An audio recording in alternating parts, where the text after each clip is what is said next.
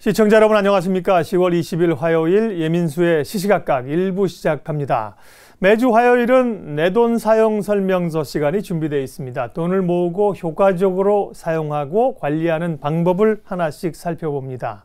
IFA 행복자산관리연구소 김현우 팀장 함께하겠습니다. 어서 오십시오. 네, 안녕하세요. 들어오는 돈은 뻔하고요. 쓸 때는 많고요. 네. 관리가 중요합니다. 내 돈 사용 설명서 오늘은 어떤 내용 전해주실 겁니까? 네, 돈을 모으려면 바로 가장 먼저 해야 될 일이 돈을 버는 거겠지만 네. 사실은 돈 벌기 시작하면서부터 제일 먼저 해야 될 게 통장 쪼개기라는 게 있습니다. 이 통장 쪼개기를 소개를 해드릴 텐데요. 재테크에 좀 관심을 가져보신 분들이면 뭐 책도 사보시고 인터넷에 검색도 해보시고 또 이것저것 금융상품들 많이 가입을 해보셨을 겁니다. 그런데 저는 이 통장 쪼개기가 되지 않으면 이건 반쪽짜리 재테크라고 말씀을 드리거든요. 운동 전에 우리가 반드시 필요한 게 이제 준비 운동이 있겠죠. 네. 또 여행을 가기 전에 뭐 필요 경비라든가 아니면 뭐 일정도 파악을 해야 되는 게 우선이 되겠고요. 재테크에서도 바로 이 가장 기본적으로 선행되어야 될 게 통장 쪼개기인데요. 용도별로 통장을 나누고 그 다음에 관리를 하는 건데 이렇게 되면 이제 돈을 좀 효율적으로 관리를 할 수가 있습니다. 냉장고에도 우리가 냉동실에 넣어야 될 음식이 따로 있고 냉장실에 넣어야 될 음식이 따로 있죠. 이런 것처럼 똑같은 돈이라고 하더라도 어떻게 어느 용도로 쓰느냐에 따라서 관리를 하는 방법이 다른데요. 요거를 이제 분류해서 관리하는 방법을 알려드리도록 하겠습니다. 네, 귀에 쏙쏙 들어오게 설명을 해주십니다. 냉장고도 냉동실과 냉장실이 있다. 통장 쪼개기는 재테크의 기본이다. 지난 시간에 종잣돈 모으기 시간에도 통장 쪼개기에 대해서 얘기를 해주셨는데요. 그럼 통장을 이렇게 여러 개를 목적에 따라서 분류해서 관리해야 되는 거, 그게 통장 쪼개기잖아요. 네, 그렇죠. 통장 쪼개기를 해야 되는 이유, 중요성에 대해서 다시 한번 얘기해 주십시오. 네. 통장 쪼개기는 사실 재테크 서적에서 대부분의 재테크 서적에서 설명이 되고 있습니다. 그만큼 중요하다라고 하는 건데요. 우리가 집에 있는 물건을 방 하나에다 다 몰아놓고 사용을 하게 되면 이거 찾는데도 뭐 시간이 많이 걸리고 비효율적이겠죠. 이런 것과 마찬가지입니다. 그런데 물건을 정리할 때도 우리가 요령이 필요하듯이 돈을 어떤 사용 용도에 맞춰서 분류를 할 것이냐 이거에 따라서도 요령이 필요합니다. 만약에 돈 관리가 처음이시라거나 아니면은 열심히 돈은 버는데 뭐 모이는 게 없다. 아니면은 뭐 딱히 쓰는 것도 없는데 그렇게 큰 돈이 모이지도 않고 남는 것도 없다라고 생각하시는 분들이 계시다면 이 통장 쪼개기를 한번 한 석 달만 실천을 해보셔도 돈이 모이는 게 눈에 보이실 겁니다. 사실입니까? 네. 3달만 해도. 정말입니다. 네.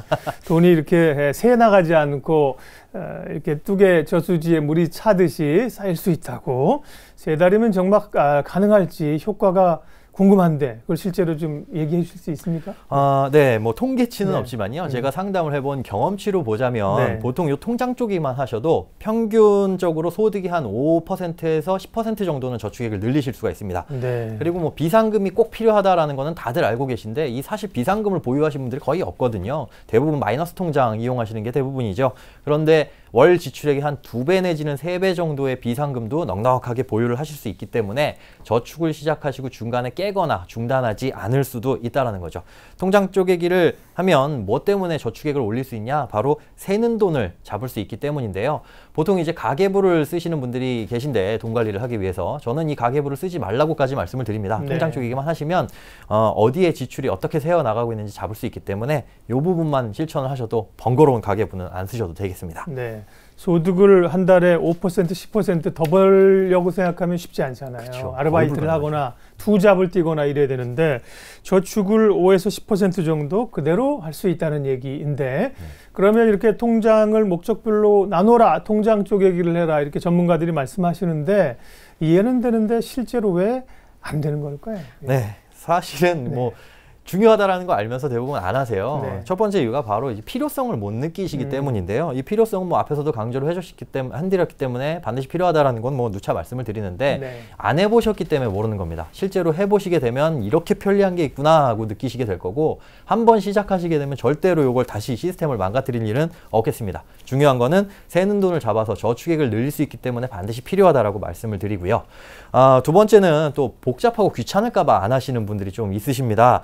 뭐 정리정돈 뭐 처음에 사실은 막상 해보려면 힘들죠. 그런데 정리해놓고 나면은 물건도 쓸 때는 그만큼 편리한 게 없거든요. 이 통장 쪼개기도 해보시면 아주 재밌고요. 또 전혀 복잡하지도 않습니다. 실제로 뭐 제가 상담을 해드리고 통장 쪼개기 따라 하시는 분들이 많기 때문에 걱정은 안 하셔도 될 것 같습니다. 또 마지막 이유가 통장 쪼개기를 하면 아무래도 통장도 많아지고 이렇게 통장이 많아지다 보면 뭐 카드도 많아지는데 안 그래도 카드 때문에 뚱뚱한 지갑이 더 뚱뚱해지는 거 아니냐. 돈 때문에 뚱뚱해지면 좋겠는데 카드 때문에 뚱뚱해지는 걸 걱정하시는 분들도 네. 계시거든요.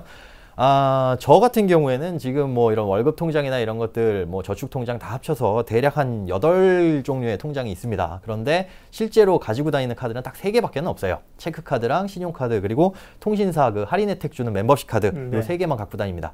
평상시에 이 지갑이 뚱뚱해 가지고 고민하시는 분들 이번 기회에 지갑 다이어트도 한번 해보시길 바라겠습니다. 돈을 쓰기가 좀 어려워야 되는데 지출하기가 이렇게 목적으로 딱 묶어놔야 되네. 요즘은 뭐 돈은 없는데 돈을 쓰는 방법은 너무나 발전해가지고요. 네, 뭐 3초에 결제할 수 있다부터 해가지고 네, 스마트폰을 뭐 대기만 해도 결제가 되고요. 그런 시스템인데 세지 않게 잘 관리를 해야 됩니다. 그러면 통장 쪼개기 오늘 누누이 말씀하시고 굉장히 중요하다고 말씀하시는데 실제로 어떻게 하면 좋을지 사례를 좀 들어서 얘기를 해주실 수 있을까요? 네, 김영만 선생님이 이 종이 접기 하듯이 아주 간단하게 소개를 드리겠습니다. 네. 먼저 이제 준비물이 필요한데요. 준비물. 네, 필기도구 반드시 준비를 해주시고요. 네. 그다음에 통장 쪼개기 하려면 일단 은행 통장 3개, 아니면은 은행 통장 2개와 CMA 통장 하나. 중요한 건 수시 입출금이 될 수 있는 통장 3개만 준비를 하시면 되겠습니다. 자, 이제 사례를 통해서 조금 설명을 해드릴게요. 사회초년생 분의 사례인데요. 화면을 보시면 일반적으로 여기는 사회초년생이라고 말씀을 드렸지만 대부분의 가정에서 걱정하시는 부분일 겁니다. 지출이 나눠져 있지 않은 게 가장 큰 문제가 되는데요. 요 사례를 보시면은 카드값이 약 70만 원에서 뭐 100만 원 정도 나가고요. 이렇게 들쭉날쭉한 지출이 뭐냐면 뭐 옷을 사거나 아니면 친구들끼리 뭐 술 한잔 하거나 이런 경우에는 지출이 많고 아니면 적게 쓰는 경우입니다. 이러다 보니까 소득은 똑같은데 지출이 오르락내락해서 일정 부분 내가 저축을 뭐 적금을 하나 가입하기에도 사실은 약간 걱정이 되는 상황이죠. 자, 여기에서 문제는 이 지출 중에서 통제 가능한 항목과 불가능한 항목을 나눠야 된다는 겁니다. 예를 들자면 뭐 월세라든가 관리비, 통신요금, 교통비 이런 것들은 우리가 줄일래야 줄일 수가 없는 항목이겠죠. 네. 뭐 줄인다고 해도 조금 제한적이고요. 그렇죠. 여기에 이제 마트나 아니면 시장에 가서 장을 보시는 생활비 같은 것도 조금은 줄일 수가 있겠지만 이것도 한계가 있습니다. 이런 돈들은 통제 거의 불가능한 항목이라고 해가지고 신용카드를 쓰셔도 무방합니다. 요거는 이제 신용카드를 쓰셔도 되는데 네. 이 외에 쓰지 않아도 우리가 생명유지에 뭐 그렇게 큰 지장이 없는 항목들이 있어요. 뭐 식사 후에 뭐 습관적으로 한잔 하시는 커피라든가 아니면은 뭐 담배값이라든가 아니면 뭐 저녁에 드시는 뭐 술 한잔 요런 것들이 되겠는데요. 이거는 사실 맘만 먹으면 의지만 가지면 얼마든지 통제를 할 수가 있는 항목이거든요. 요것들을 이제 용돈으로 빼놓고 별도로 관리를 하시면 되는 겁니다. 여기에 결혼하신 분들 같은 경우에는 가정에서 쓰는 외식비도 별도로 준비를 하셔야 되겠죠. 즉 용돈과 외식비처럼 통제가 가능한 항목은 체크카드에 넣고 쓰시고 아까 말씀드린 통제가 불가능한 항목은 네. 신용카드로 쓰셔도 상관없겠습니다. 체크카드를 보면서 쓰라는 것은 얼마 쓰고 있는지 체크를 해가면서 압박감도 받고 그 안에서 쓸 수 있다는 거죠. 네, 정확합니다. 네. 생명 유지에 문제가 없는 항목들을 줄이셔야 됩니다. 너무 세게 얘기하셨는데 보통 이제 품위 유지비라고 그러는데 목숨을 걸고 새는 걸 막으라는 말씀이신데요. 그래 이렇게 근데 한 달에 경상적으로 정기적으로 나가는 것들은 꼭 나가는 거는 할 수 없고 나머지 줄 수 있는데 비정기적으로 나가는 항목이 있잖아요. 일테면 뭐 여행을 간다든지 뭐 옷을 산다든지 경조사비가 든다든지 이런 거는 매달 나가는 게 아니어서 어떻게 좀 구별을 해놓고 관리를 하면 됩니까? 그렇죠. 뭐 말씀하신 품위 유지비 같은 경우도 그런데요. 경조사비 아끼겠다고 안 낼 수도 없겠죠. 이런 것들을 이제 비정기 지출이라고 하는데 이것들도 한번 연간 파악을 해놓고 쓰셔야 됩니다. 예를 들자면 명절 때 쓰시는 돈들이 있을 거예요. 명절 때 부모님께 드리는 뭐 용돈이라든지 아니면 뭐 조카들에게 주는 세뱃돈이라든지 이런 비용들이 있을 거고 또 연간 쓰는 의류비 뭐 옷 나는 별로 안 사라고 하더라도 속옷, 양말, 뭐 신발, 안경 이런 것까지 다 의류비에 포함을 시키는 겁니다. 연간 쓰는 의류비 그리고 뭐 부모님 생신이나 어버이날 또 뭐 자동차 보험이라든지 세금이라든지 결혼기념일 이럴 때 쓰는 비용들을 쭉 한번 합산을 연간 얼마 쓰시는지 해보시고요. 나누기 12달 하시면 됩니다. 즉 쭉 합쳐보니까 240만 원이다. 나누기 12달 하면 한 달 20만 원 꼴이겠죠. 이거를 정기 지출로 그냥 잡아버리시는 거예요. 자, 이렇게 해서 하게 되면 뭐가 좋냐? 앞서 말씀드린 사례를 놓고 다시 한번 설명을 드리도록 하겠습니다. 앞서 말씀드린 사례에서는 이제 카드값이 고정적으로 지출되는 게 70에서 100만 원 왔다 갔다 하기 때문에 어려운 부분이었는데 여기에서 통제 가능한 항목과 불가능한 항목을 구별을 해봤습니다. 통신비라든가 월세, 학원, 운동 이런 것들은 고정 지출로 빼버렸고요. 여기에서 용돈은 30만 원 정도로 책정을 했고요. 비정기 지출이 15만 원, 연간 180만 원 돈을 나누기 12달에서 고정 지출로 그냥 포함을 시켰습니다. 이렇게 하다 보니까 용돈은 용돈대로 뭐 그렇게 크게 부족함이 없이 쓸 수 있고, 그리고 비정기 지출도 따로 빼놨기 때문에 고정 지출이 거의 182만 원 꼴로 계산이 되는 거겠죠. 즉 소득 220만 원에서 180만 원 빼니까 이분 같은 경우에는 40만 원을 저축할 수 있다라는 결론이 나오는 겁니다. 여기에서 이제 필요한 저축을 구성하면 되는데요. 여기까지 작성해 보셨으면 이제 본격적으로 통장을 쪼갤 준비가 되신 겁니다. 네. 정말 마술사 같죠? 이렇게 저렇게 항목을 바꿨는데 40만 원이 저축할 수 있는 금액으로 줄었습니다. 네. 물론 실천해야 되는 게 중요하지만 정말 믿기지 않는 그런 어떻게 보면 구조조정인 거죠. 그러면 지금 말씀하신 사례를 통해서 실제 앞서 이제 필기도구하고 네. 통장 3개 네. 준비하라 그러셨잖아요. 네. 통장을 그럼 구체적으로 어떻게 쪼개는지 방법을 알려주세요. 네, 통장 3개 중에 1개는 네. 바로 월급 통장입니다. 이 월급 통장은 우리가 돈을 받는 급여 통장이기도 네. 하지만 각종 뭐 자동이체가 빠져나가는 통장이라고도 보시면 되겠고요. 뭐냐면 무슨 공과금이라든가 아니면 신용카드 결제액이라든가 뭐 적금을 가입하셨거나 보험을 가입하셨으면 이 월급 통장에서 빠져나가는 주 메인 통장이라고 보시면 되겠습니다. 돈이 들어오기도 하고 자동이체돼서 나가기도 하고요. 자, 이렇게 하나 월급 통장으로 구성을 해놓고 나머지 2개 통장 중에 1개 통장은 뭘로 쓰시냐?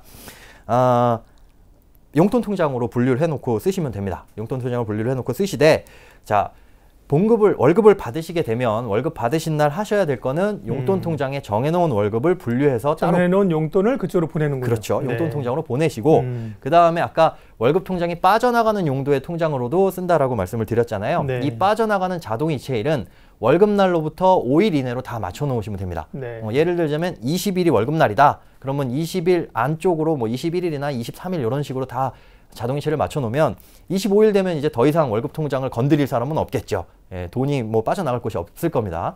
그렇게 25일 정도가 돼서 월급날 플러스 5일 정도가 돼서 월급 통장에서 다른 곳으로 나갈 돈이 없다라고 한다면 남는 돈은 무조건 이제 남은 한 가지 통장, 비상금 통장으로 쭉 빼놓으시면 됩니다.